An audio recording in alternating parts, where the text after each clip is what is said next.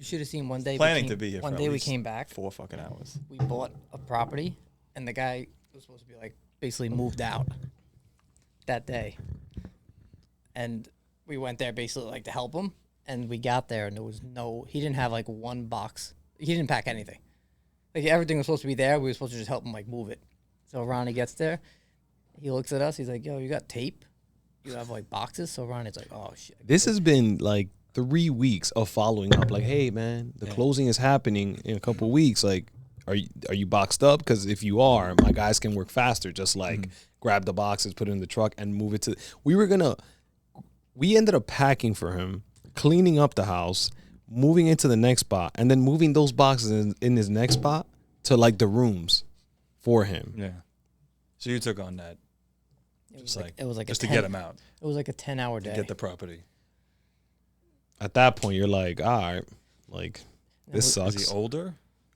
No, didn't give there's no excuse. He's a very abled man, maybe a couple years older than us. He's just usually I'm the guy trying to convince Ronnie I could have a drink. He comes back to the office, he's like, looks at me, he's like, you know what I want? I'm like, a drink.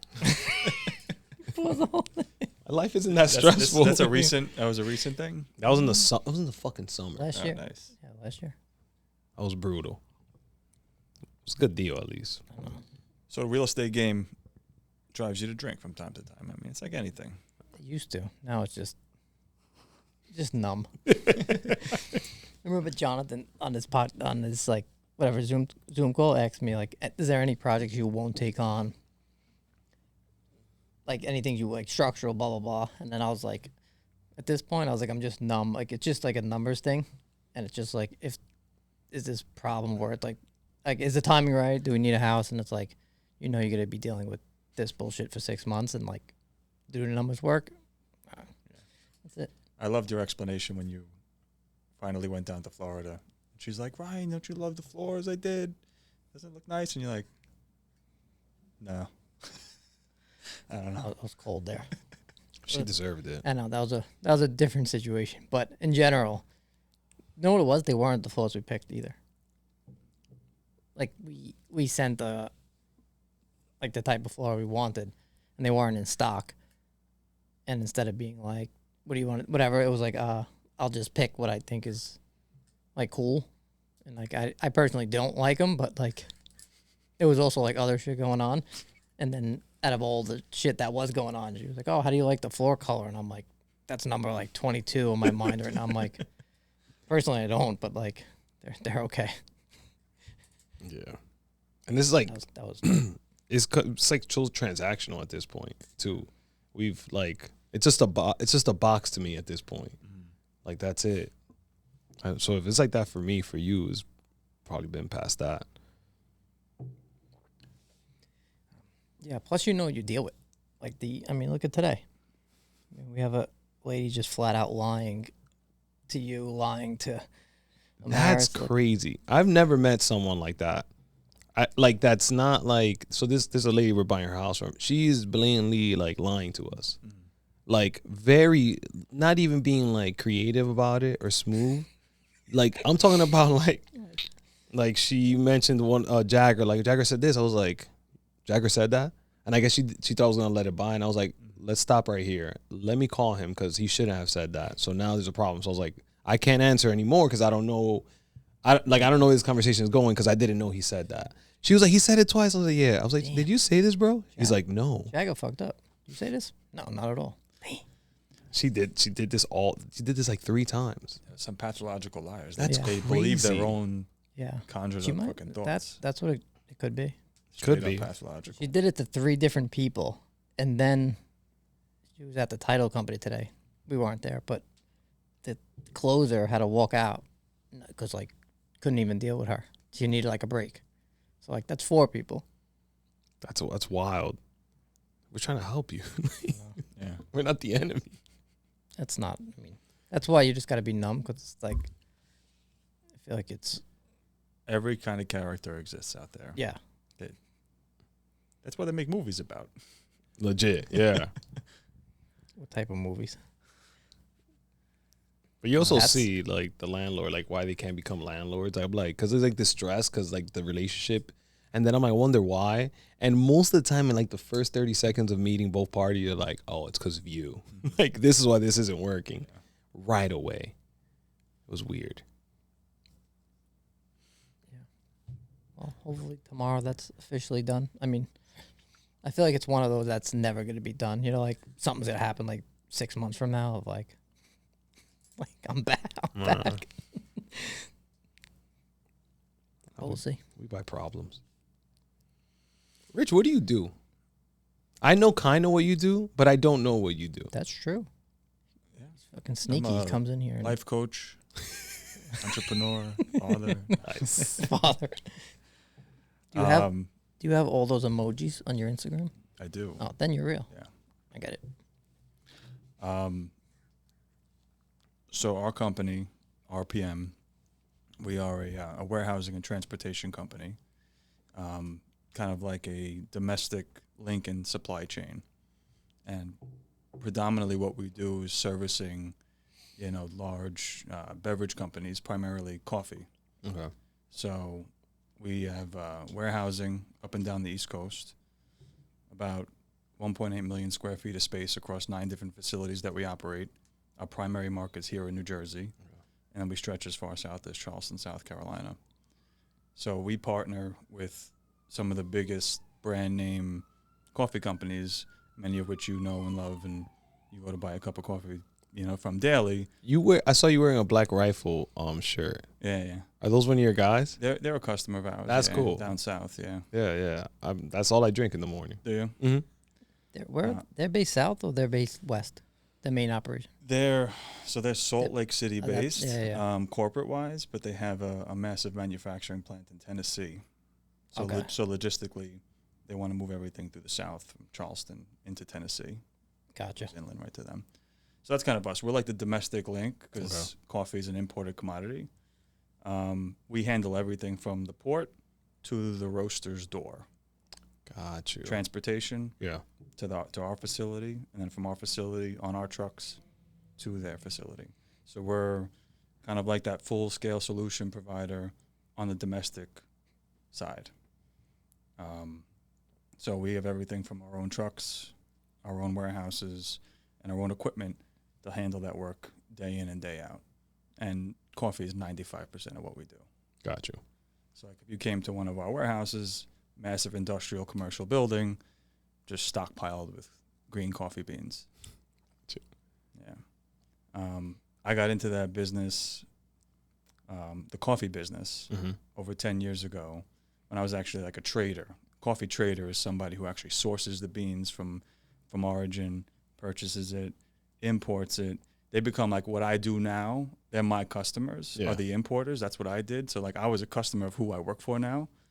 And then I would sell to like Dunkin' Donuts and Starbucks and other people like that. How do you get into that? It's highly relationship based. Okay. So the owner of the company is a old family friend of mine. His son and I, we grew up together. He got into the business, not what I do now with his family, but as a coffee trader. And he introduced it to me. He's like, you got to come work for this company. We do fucking buy coffee. It's fucking awesome. We travel the world, Yeah.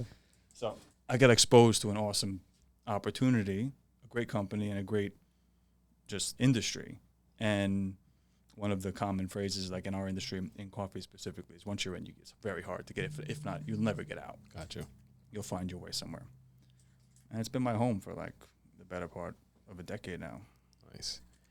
So yeah, we have warehouses just 5 minutes from here, actually. Where? We have one on right not far from the correctional, Rahway Correctional. Oh, get out of here. Yeah. It's in Rahway or it's in Avenel? It's in Avenel. Avenel, yeah, I thought so. Well, the actually- correctional thing is like. We're actually on the corner of like Randolph and Rahway Avenue. Gotcha. Our address is Rahway Avenue. Yeah, That's fun. one of our lease spaces. Yeah, it was funny when we were driving out of here one day. We were like passing by, like, oh shit, that's my driver. It was like on West Grand. He was right here. Oh, for real? Yeah, in front. Oh yeah. It was getting a haircut at the barbershop. Okay. I forget who it was. Saw it with an R. What? Raul or something.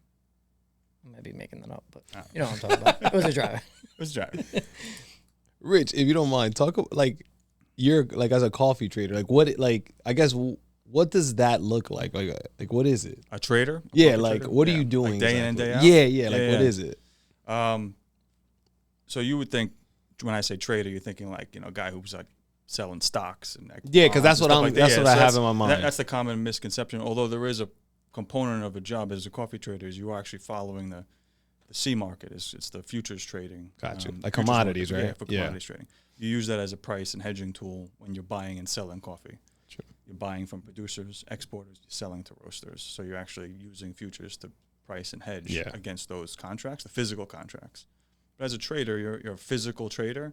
You're literally buying from reputable exporters, producers, and you're trying to market that and sell it to the roaster. Gotcha. And you're that middleman in between. And the reason you are is because it's a super cash-heavy business that most companies don't have that kind of capital, so they rely on other people within the chain to be the one to source and import commodities for you. So you have like just so I can create like almost like a timeline. So there's like this country, they are making, like the farm is making the coffee. Mm-hmm. They have almost like an agent that represents them. Right? And that person talks to you. Yeah. Oh, not you right now, but like the simplest form, that's about it. Got you. So that's what you think of supply chain, right? You think of supply chain is you got a producer in Colombia. Yeah. Right? Millions of them. You got us in Rahway, New Jersey. Yeah. That gets to go to a cafe every day and drink a cup of coffee. Consumer, yeah. Take for granted what happens from the producer to here. I mean, we had to get the coffee from here. There's no other place it's grown. Yeah. I mean, it's grown in Colombia and 30 to 70 other countries that import to the U.S. But within that entire chain, you have maybe about up to a dozen, not just individuals that are making sure it gets to the consumer, but transactions along the way. Yeah. Whether that's financial transactions, logistical transactions, movements, etc. So a trader is really the one that kind of makes that happen. Got you. For the producer and the roaster. We would pack all that together for you. Yeah. And make sure it gets to market. Got you. So that's a trader's world. A fun part about it was I got to travel the world. I got to buy coffee from all over the world. I got to sell coffee to a lot of great companies and people. Got to meet a lot of people. And I got to taste like coffee all day. Yeah, because they're trying to sell you, right? Like essentially, right? Yeah, another part of your job is quality control. So like I would run a coffee lab and quality test the coffee I was buying every day. Because a massive risk, right? So I'm buying a container. Yeah. Is like the equivalent of like your contract. That container is 40,000 pounds of coffee. And you're sending me a sample that's representative of that. It's like this little sample. Yeah. And I'm going to taste it, inspect it, and approve it, and say, okay, I'm going to buy that container, which is worth $100,000, and expect you to load it exactly to my spec, have it imported, shipped here, get to me, and it's exactly the same as when I bought it. So you have to do that level of quality control. And that happens every day to make sure that we get what we want to drink every day. Of course, because you're promising on the other end as well, on the consumer end. And every roaster has a different specification, quality, origin, blend that they do, and we kind of, as a trader, you would help them realize that. Gotcha. So like Black Rifle, they do the same kind of thing. Cool. You mentioned them before. So they buy from traders. Those traders and them are my customers now. Got you. So they rely on us as the warehouse and service provider to make sure that the goods are picked up from the port in time, brought to a facility, domiciled for a couple of months until they're ready to consume it, roast it, pack it, and ship it to the stores and to you. Yeah. So you do a lot of like, I guess, relationship building and kind of like, I guess you have to uphold those relationships as well, right? Like is that a lot of what you have to kind of do? Personally, yeah. For my company, yes. Mm-hmm. Yep. Yeah, so I sit on the executive team. I'm technically like a VP of business development is my title now. Cool. We don't really rely on titles that much, but VP. Ooh, he just wants to slide that in like he's a cool guy. I had to. That's what I got to say it at some point. I'll give you my card. I didn't realize we were talking to the VP.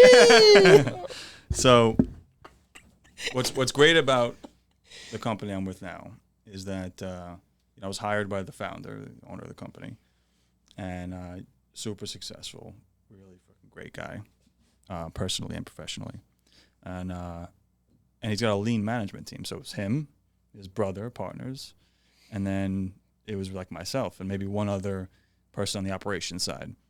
So between the four of us, we oversee everything from the top, and then everything else We have, mid-level managers operationally that make sure the work gets done every day. But from a sales, customer service, strategic, management side, it's myself and the 3-4 of us.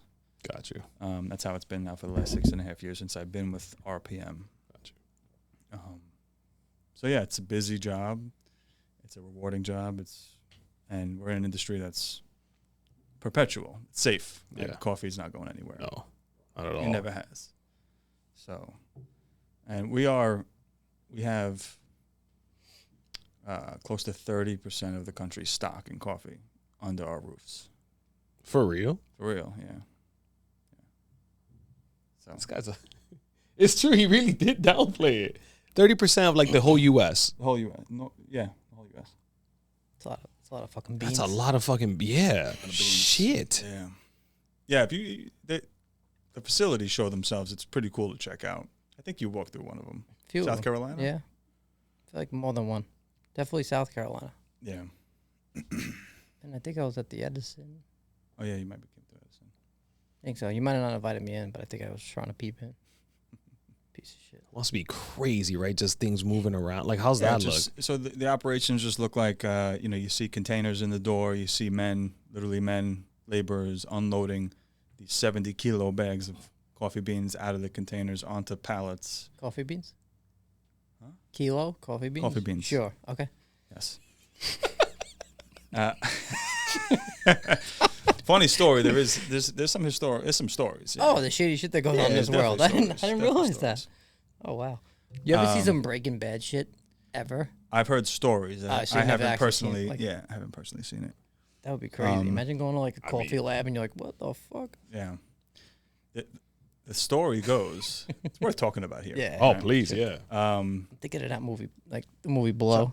Yeah. I think Yes. it was like, Goes and Yeah, it's like, what- yeah. So the story goes that one of our warehouse managers, actually the one in Edison where I go to where our main office is, he's been with the company for 28 years. I mean, this is a guy who started throwing coffee bags out of containers. He Yeah. rose to be a manager now. So he runs a 350,000 square foot building for us and super busy operation.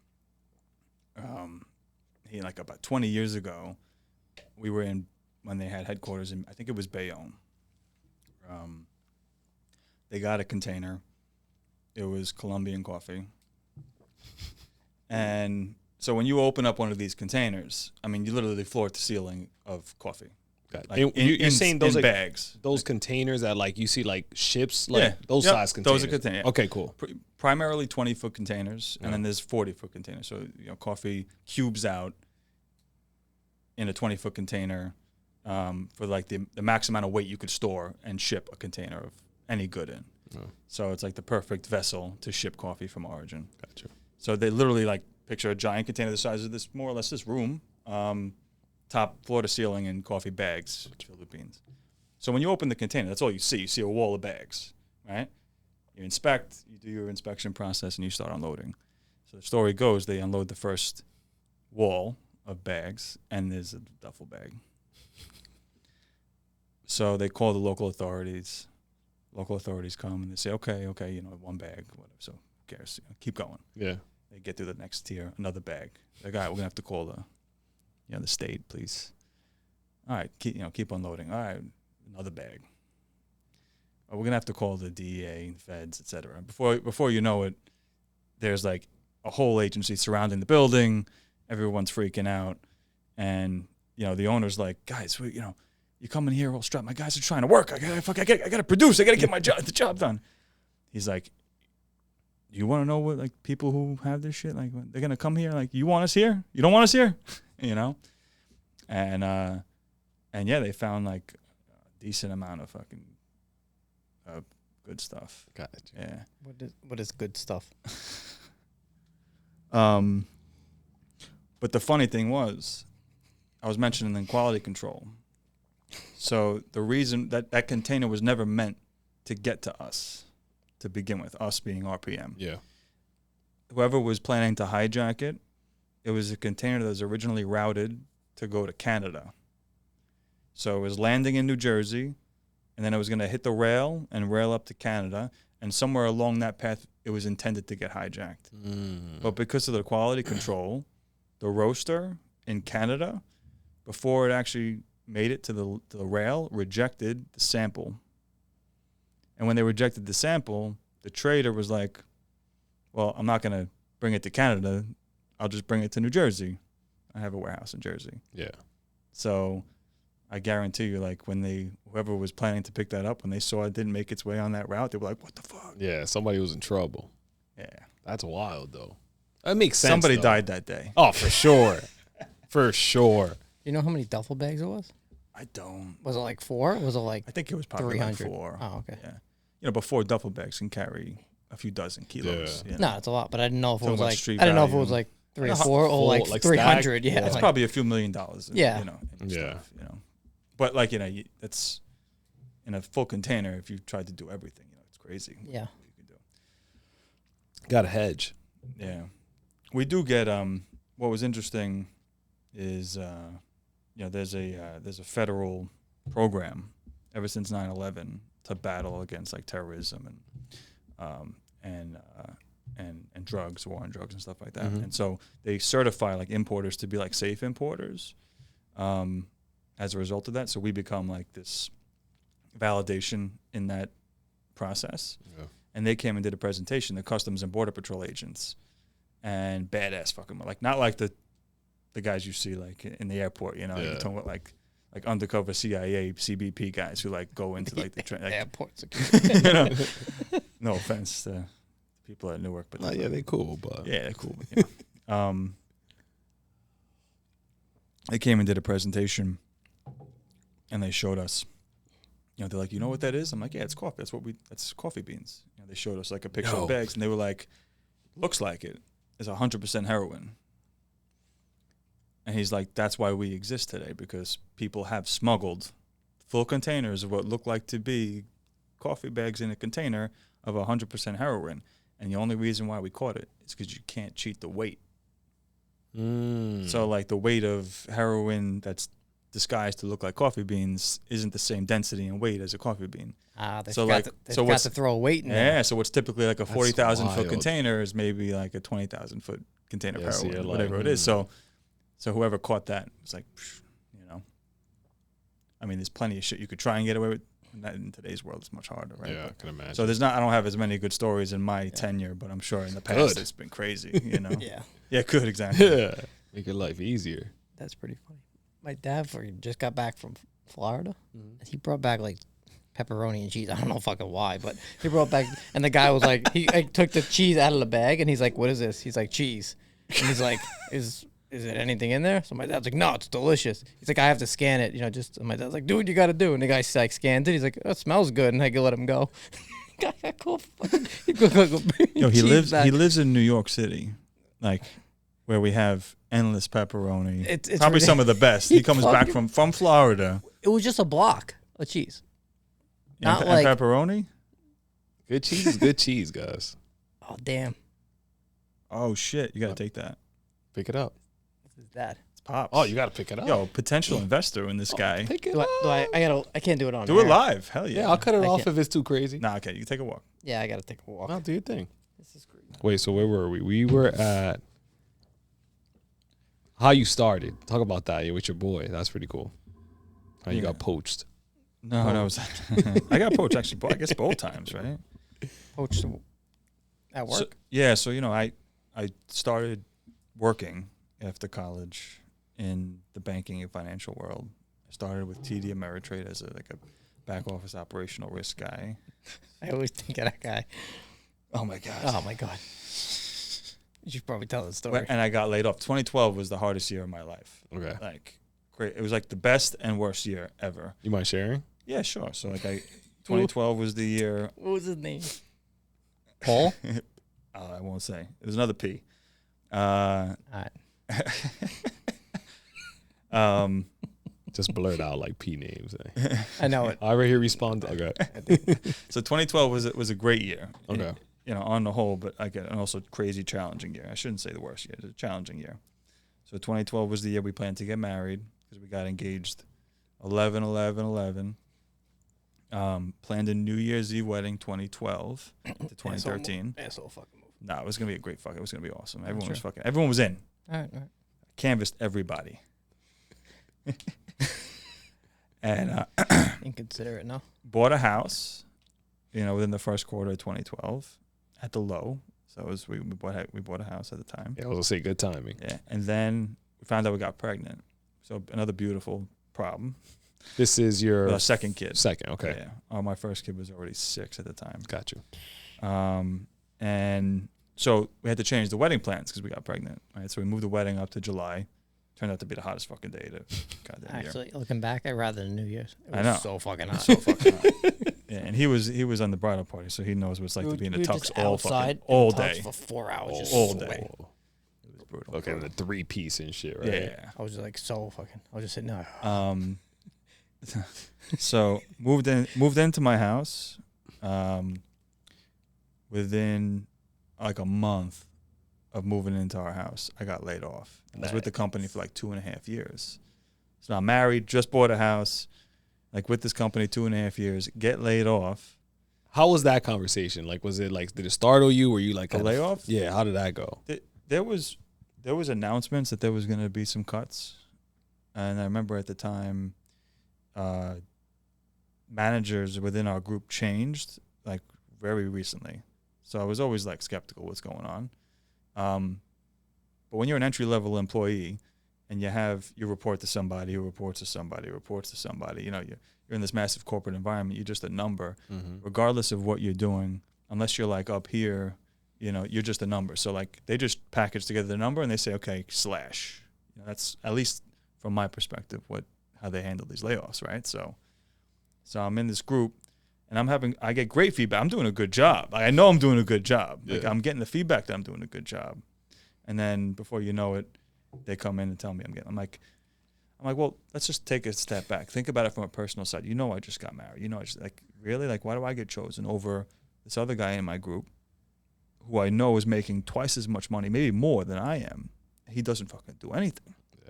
Yeah. That was like I'm like, there wasn't thought out. It was just, this is like, all right, this group, go. That's it, yeah. The name's there. Get rid of them, So I got cold to like the corporate world at that time. I was like, I guess a lot of people learn it the hard way. So I knew like I'm never gonna go back to that world, but I was also kind of like stuck. I had no choice, right? Like I'm living in a house. I got 2 kids. I need a job. Like, Rich, if you don't mind me asking, I'm sorry to cut you off. What's that conversation like? When you get home, like what's that? Like, what happens? Well, I don't know. I called her. We're always very optimistic, my wife and I. Yeah. Like, and I'm very fortunate. Like, kind of like my family. Like, I always feel like I'll have a little bit of, relief, safety net. Like if I ever needed it, never asked for it. But I have enough support system around me, so I wasn't scared. Yeah. I was just like, fuck, like I got to do something like immediately, like because I got to take care of my family. Like I don't rely on anybody besides myself. Yeah. So I was always like, nah, I'll get a job. That was I'll get a job tomorrow. There's plenty of opportunities out there. Like, yeah, especially if you're producing. If anyone says like, oh, it's so hard out there, that's because they're just not. They don't give a fuck. Yeah. You lazy as fuck. That's my opinion. Yeah, I was gonna say. It's my opinion. So immediately, like I was like, all right, well, I'm gonna get a job. What's the best opportunity to find one sooner rather than later? I already have all these competencies and skills doing what I just did. Let me see if there's opportunities in that. And I found one, another big banking firm, which I was reluctant to do, but I'm like, all right, I can get the job. I think I can get the job. Sure. And at that time was when I found the power of social media, because I found the posting on LinkedIn, and I just clicked the button, apply. Within like 2 days, I got the call, like, we're interested in interviewing you. Yeah. And it wasn't like some recruiter. It was like the people at the bank. And had a phone interview, scheduled for a live interview, Hurricane Sandy. Damn.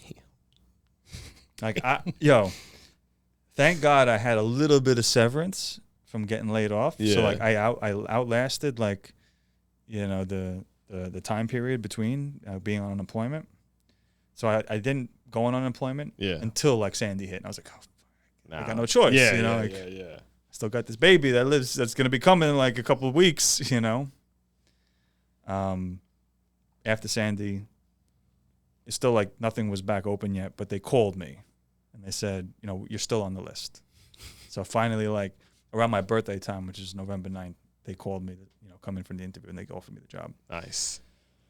So fast forward to where I am today. A friend of mine who was living in Florida at the time, he moved back up to Staten Island. He ran into my parents and was asking, like, what's Rich up to? You know, I just had my son. Like, I'm moving back to Staten Island. He was a coffee trader, and he got a job with this, you know, big company in New Jersey, New York, New Jersey, to do the same thing. And he was propositioning me to come work with him for this company. They want to hire, like, younger guys, you know, individuals to sell coffee more, basically. Like, that's basically what they wanted. They just wanted people to go out and market their business, their product, etc. And I was working at this bank now for a couple months in the new job. I'm like, it was boring, back office job. Like, I was looking at other opportunities within that company that were more exciting, trader kind of jobs, you know, whereas opportunities to make more money, have more of like the Wolf of Wall Street hustle and bustle, like daily like routine, but they just weren't there, you know. So he convinced me to take an interview, and I did, and you know, he walked me through like the coffee lab and the traders on the desk, like looking at it. I'm like, oh, okay, this seems interesting. More active, And then I heard him speaking to his customers, and like he told me who his customers were, who were like, you know, notable brands, you know, that we know. Gotcha. People he was selling to and stuff like that. So, so I took that opportunity, and they offered me the job. It was a lateral move financially, but a totally different change of pace career-wise. So I moved careers 100%. You know, at the time when I was, you know, 2 kids, this was in 2013. June 2013 is when I made that move. So yeah, so I've been in the coffee industry. It's not even 10 years yet. It's almost 10 years. In June, it will be 10 years.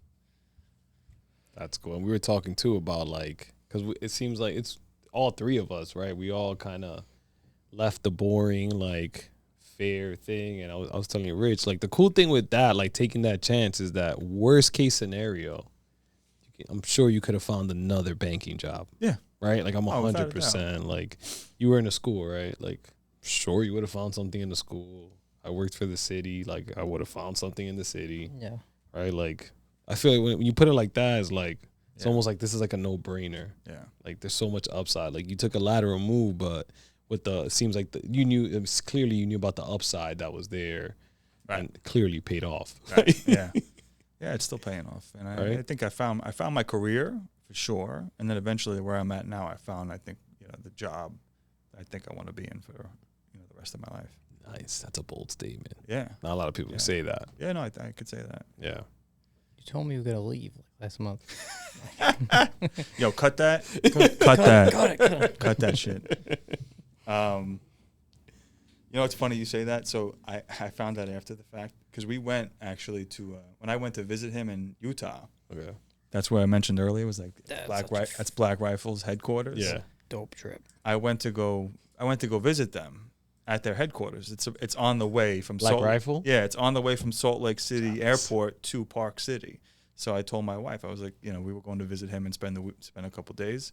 I'm like, let's go see them. I called up their COO. I'm like, yeah, we're going to be in that. I just met like a lot of their key people weeks prior to that. And they said, well, if you're out in Utah, come see us. Like, the place was great. I was going to ask you, because I heard him on Joe Rogan. He's been on Joe, the founder. He's been on Joe Rogan. Yeah, Evan. Yeah. He's been there like 3 times. I never met him. He seems like a really cool guy. So I'm like, just going down the line. I know they're all cool. They're all like, awesome. It always starts at the top. Yeah, that's like a culture thing. He was on PBD too, right? He was on PBD. So I went to visit them, and that was the first time I've been with, you know, my boss now, the company now, where he was like, what the fuck is he doing there? You know? Yeah. It gave me some like reassurance, like, you know, like I'm valued. So exactly. that felt good, you know. And I've said it to him in the past. I'm very happy, and I haven't given him the full, like, I'm with you forever type of thing. Yeah. And that's like a life contract, you know. But I feel it like what I have now is with the job I'm in, the role I'm in, the impact I play. Like, I have almost everything, I think, that you would want in a job. Yeah. I think. And what's that? Or what do you think it is? Yeah, flexibility, quality of life. You know, your the impact you have on, you know, your customers, your employees, etc. Like it's all fulfilling. Yeah. Like my day, I don't go through a day where I'm like, my job. I never wake up like I gotta go to work. Yeah. And once you have that, you're doing something right, and that could be anything, right? So, eventually, I realized this was it. But now, how can I keep expanding that? Like, I can maybe pull apart from this aspect of like my life to enjoy more. I have the flexibility to do that. You know. Yeah. I don't report to anybody. Yeah. That's where I'm at. You know, it's what you want. I think. You know. You produce. Yeah. I think, right, like you have your account, like you hold yourself accountable. I can clearly tell you do what you got to do. And I'm sure, like you said, you go above and beyond. So like someone watching you is probably just slowing you down. And I'm sure the people like that are watching you, I guess, know that. So it just makes sense. Yeah. Like, I think like the setup that we all have, me, you, Jay, Michael, like we're not watching over each other because we'll just be in each other's way. Right. Like, we have a high expectation of each other and we all try to meet it every time. And if we're not, we're like, you see us battling to get to that expectation, right? So it seems like that's the same kind of culture you guys have over there, which is awesome. Yep. Yeah. How do you like, I guess I'm kind of experiencing this a little bit. I really like what I do. So I always want to do it. So like, does that, like, how do you, I guess, not to say I don't want to be with my family. Shout outs to Amaris. And Abby, I love you. But like, how do you like? I guess like, does you ever like feel conflicted or like have trouble like balancing it all out? Absolutely. Right? Like how all the time. You have any like advice? Yeah. Well, no, I don't. I mean, we should get my wife in here because she'll like be the one. She always is trying to give me advice like how to text me right now. Yeah. So like you gotta find that separation. Yeah. You know. She got to come on the podcast or just. She would come on. She said she was jealous. I told her, yeah, I'm going to go on the podcast. She's like, I'm fucking jealous. Oh, nice. We got Who's the other one? Oh, Liz. Oh, yeah. She's fucking funny. But they're funny and like crazy. Yeah, So that would be hysterical. Oh, we got to get them all that would on. just be straight raunch. Like, nice. Craziness. Yeah, that'd be great. That would be like Freedom and Friends at Night, you know? Like the Patreon version. Yeah. Well, yeah, you got to be able to shut off. I try intentionally, you know. I am conscious about it when I feel like I'm too tuned into like my professional life. Yeah. And she's always there. She's very outspoken about it to be like, yo, where are you? You're not being present with us here. Like your kids are dying to see you. They love when you come home. Like why aren't you seem like you're distracted. You know, I'm like, it's all for the right cause, babe. You know? Yeah. But it's good. Like I guess like I guess me and my fiance are married. Like I guess I think that's fantastic that like right you're not getting offended, but it's like let's throw it out on the table and let's like now have a real conversation. All right, I feel like I'll go like yeah, you know, I'll throw it on my bed and not look at it. You know? Yeah. How do you guys know each other?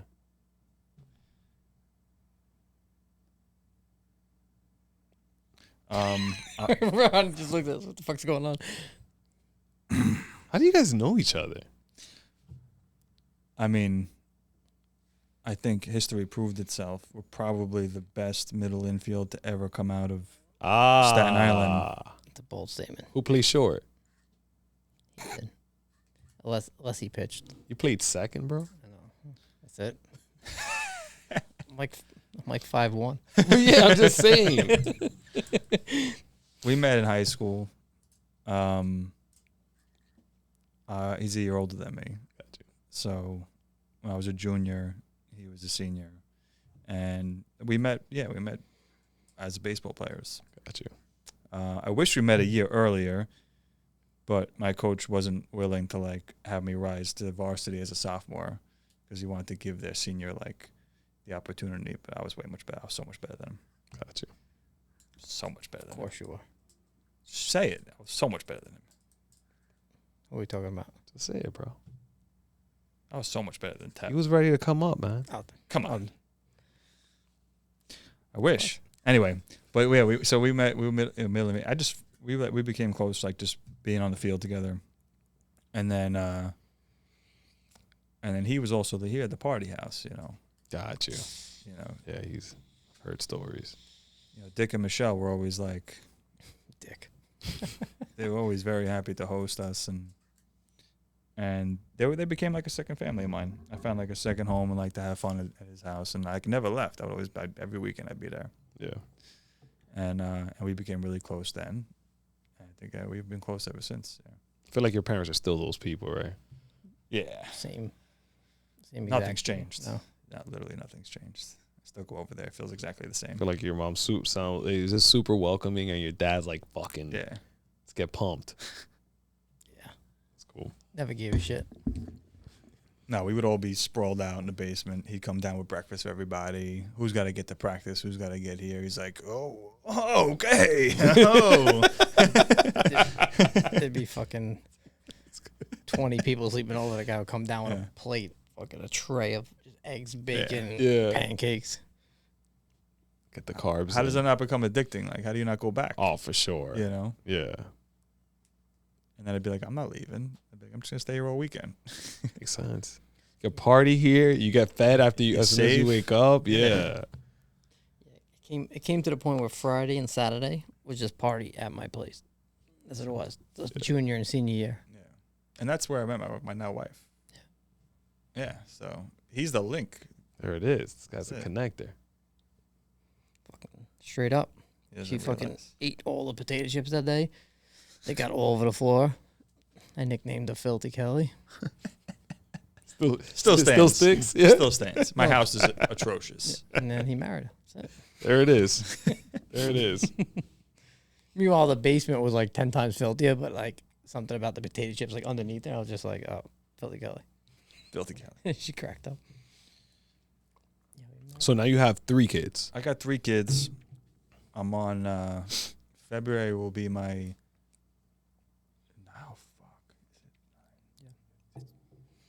8-year sectiversary. Got you. Yeah. Nice. Because it would have been like a dozen. It just, I'm blessed. It's fucking crazy. I don't even own like 3 pairs of shoes. I'm blessed to have 3 kids. I'm blessed that I was able to have 3 kids. And like, seeing people who want to have kids, who struggle to have kids. Hashtag blessed like, after this? He's gonna add it to me. I was like, we just kept having fun, and it was like, we just kept having. It was like every time I think I looked at her 2 times, like we just had a fucking baby, and we had a baby. you calling your shots.